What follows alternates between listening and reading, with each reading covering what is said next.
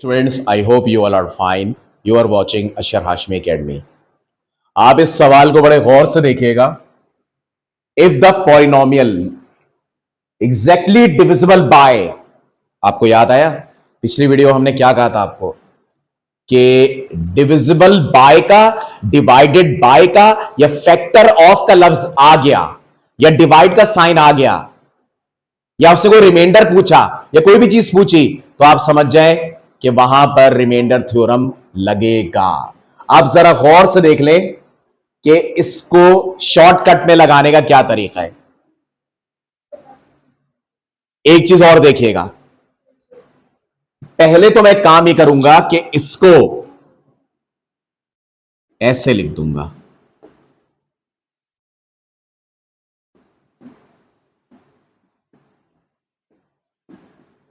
इसको मैं ऐसे लिख दूंगा.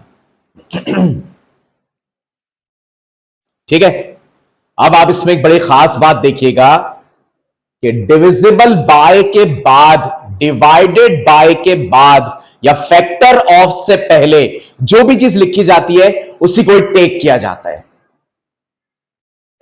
एक ये ट्रिक, दूसरी ट्रिक, इन दोनों में देखने में जो छोटा होगा उसको टेक किया जाएगा. ठीक है. अब देखें, मैं टेक करूंगा x प्लस 2 इक्वल टू 0, तो x की वैल्यू क्या आ जाएगी? -2. अब आप क्या करेंगे, इस -2 को इससे पुट करेंगे जैसे रिमाइंडर थ्योरम में होता है. p -2, 4 -2 का क्यूब -7 -2 का स्क्वायर प्लस 6 इंटू -2 -3k. अब देखिएगा 4, ये हो गया -8 -7, ये हो गया 4 -12 -3k, -32 -28 -12 -3k. अब उठा लीजिए कैलकुलेटर और इसको सॉल्व कर लें. सर आप इतनी मामूली मामूली कैलकुलेशन कैलकुलेटर से कर रहे हैं? जी हाँ, बिल्कुल ऐसे ही 2 जमा 4 ही मैं कैलकुलेटर से ही करता हूं. ठीक है ना. ये जदीद दौर है, इसमें मामूली चीजों को भी कैलकुलेटर से किया जाए, क्योंकि इन्हीं मामूली चीजों को कैलकुलेटर से करते करते लोग और दुनिया आज कहीं जा चुकी है. ठीक है. तो अब देखिएगा, -32 -28 -12, यह आ गया -72. के को सॉल्व नहीं कीजिएगा इसके साथ, के अलग वेरिएबल है, यह बनेगा -72 -3k.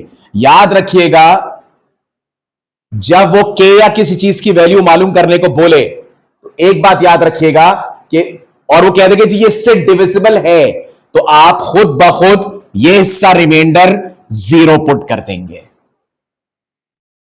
ठीक है. ये इन शॉर्ट टेक्निक्स कहलाती है. -72 को उधर ले जाए तो ये बनेगा -72/3 और माइनस, ये देखिए 72 डिवाइड बाय 3 -24. ये के की वैल्यू आ गई. ये वैल्यू आपको ये बता रही है कि जब आप वापस के को यहां रखेंगे और दोबारा ये टेक करेंगे, अब के आंसर 0 आ रहा होगा. ये मतलब है इसका. समझ रहे? जब मैं के वापस पुट करूंगा ना इसमें और वापस x इक्वल टू -2 पुट करूंगा तो मेरा फाइनल आंसर 0 आ जाएगा. तो ये था single alphabet unknown question. Right. Now let's move to other part. अच्छा, ये मैंने आपके सामने एक सवाल लिखा है, नजर ही आ रहा है किसको टेक करेंगे. Is a factor of. ठीक है. सो लिया आपने शॉर्ट हिंट्स, जो देखने में छोटा है उसको आप टेक कर ले या लेट कर ले. y + 2 equal to 0. y की वैल्यू क्या आ गई? -2. अब -2 उधर पुट कर दे. p -2 इज इक्वल टू 3 -2 का square -4r -2 and -4r square. Make sure कि आपको इसमें r की वैल्यू निकालनी है. तो देखते क्या होता है. 3, ये हो गया आपका 4 minus minus plus 8r -4r square. ये हो गया 12 + 8r -4r स्क्वायर. अभी आपको इससे पहले एक सवाल याद होगा जिसे हमने के निकाला था, तो उसने कह दिया था कि वो उससे डिविजिबल है, यानी बता दिया था, तभी वहां पर रिमाइंडर 0 लिया था। और अगर वो फैक्टर ऑफ भी कह दे कि ये इसका फैक्टर है, तब भी आपको रिमाइंडर यहां पे 0 पुट करना पड़ेगा। अब मैं इन सबको इधर ले जाता हूं ताकि 4r² के साइन प्लस में हो जाए। 4r² यहां जाके हो गया, -8r यहां जाके हो गया, -12 इक्वल टू 0। 4 कॉमन ले ले ताकि 4 नीचे आके डिवाइड हो जाए। भाई फैक्टराइजेशन में शुरू से आपने किया ये, r² -2r -3 इक्वल टू 0। अब देखिएगा ये बनेगा r² -3r plus r -3 equal to 0। सही।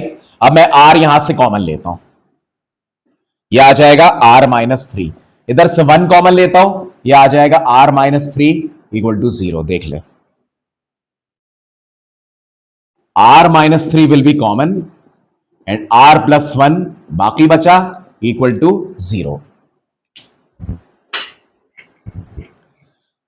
आपको पता है ये क्या बता रहा है?